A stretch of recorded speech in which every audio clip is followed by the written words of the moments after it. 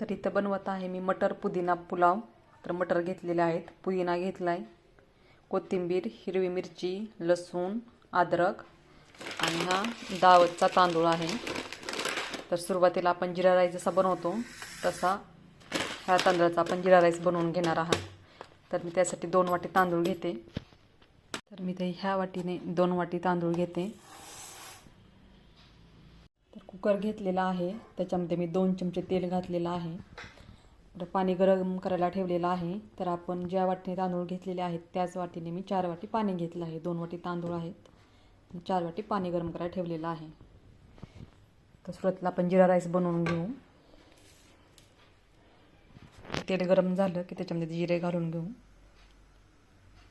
तर तेल तापलेलं आहे, जिरे टाकू. तांदूळ मी धुवून घेते. तांदूळ धुवून घेतलेले आहेत. आता कुकरमध्ये मी तांदूळ घालून घेते. कुकरमध्ये तांदूळ घालून घेतलेले आहेत. आता मिक्स करून घेऊ. 1 ते 2 सेकंदासाठी परतून घेऊ आपण.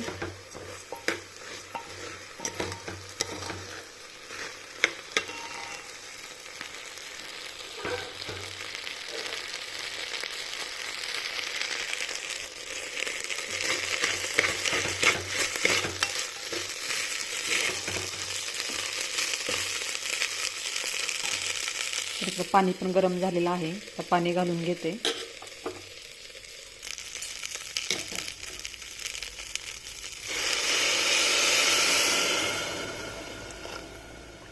नक्की ट्राय करून बघा रेसिपी.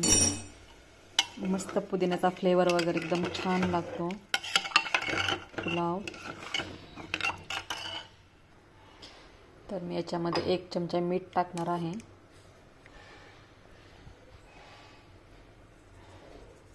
आणि अर्धा चमचा तूप.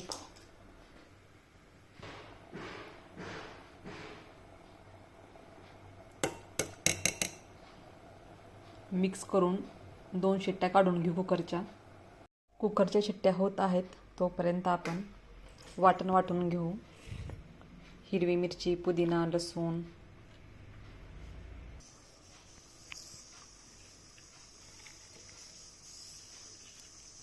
त्याची आपण बारीक पेस्ट बनवून घेऊ. तर जिरा राईस तयार झालेला आहे. आता मी हा दम देणार आहे. तर त्यासाठी मी कांदा घेतलेला आहे, मटर, तेजपत्ता, दालचिनी, लवंग, मिरी, ही खायचा कलर आहे, आणि थोडासा पुदिना ठेवला आहे बाजूला शिल्लक, आणि पुदिना, लसूण, अद्रक पेस्ट, हिरवी मिरची. तर सुरुवातीला मी कांदा तळून घेते. मी. तर एकदम साधी सिंपल अशी रेसिपी आहे, झटपट होते. कांदा तळून झालेला आहे.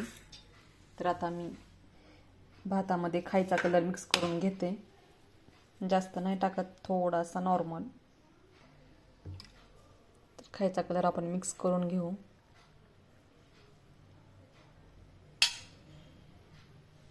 ज्या कुकरमध्ये मी भात शिजून घेतला होता त्याच कुकरमध्ये मी 2 चमचे तेल टाकलेलं आहे. खडे मसाले घालून घेऊ. मटर घेतलेले आहेत, मटर तळून झालेले आहेत. पुदिना पेस्ट टाकू. पुदिना तळून झालेला आहे. पाव चमचा तूप, तळलेला कांदा आणि अर्धा चमचा मीठ.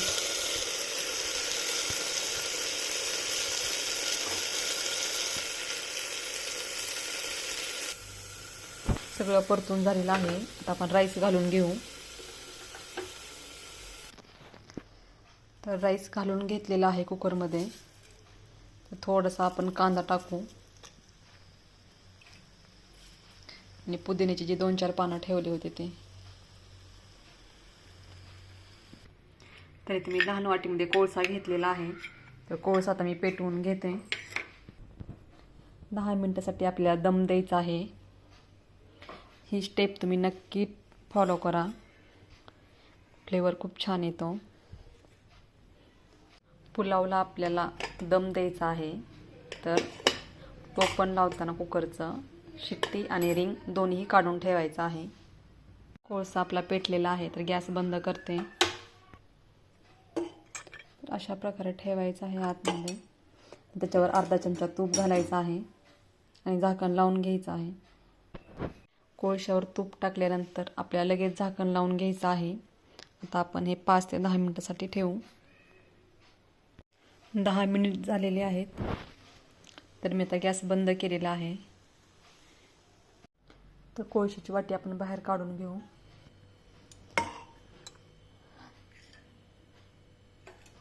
पुलावचा सुगंध थोडा छान येईल आहे ना, पुदिना वगैरे फ्लेवर मस्तपैकी.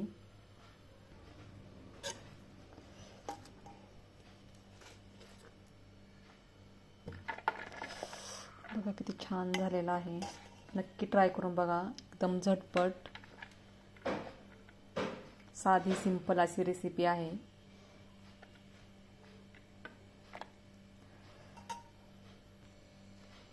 खात राहा, मस्त राहा आणि सगळ्यात महत्त्वाचं आनंदी राहा. नक्की ट्राय करा रेसिपी. तर अशी तुम्हाला सुकी सुकी खायला आवडत नसेल तर तुम्ही टोमॅटो सॉस घेऊ शकतात किंवा डाळ फ्राय. मी तर टोमॅटो सॉस घेतलेला आहे. इतकी छान झाली ना, अप्रतिम. नक्की ट्राय करून बघा. खूप छान झालेली आहे.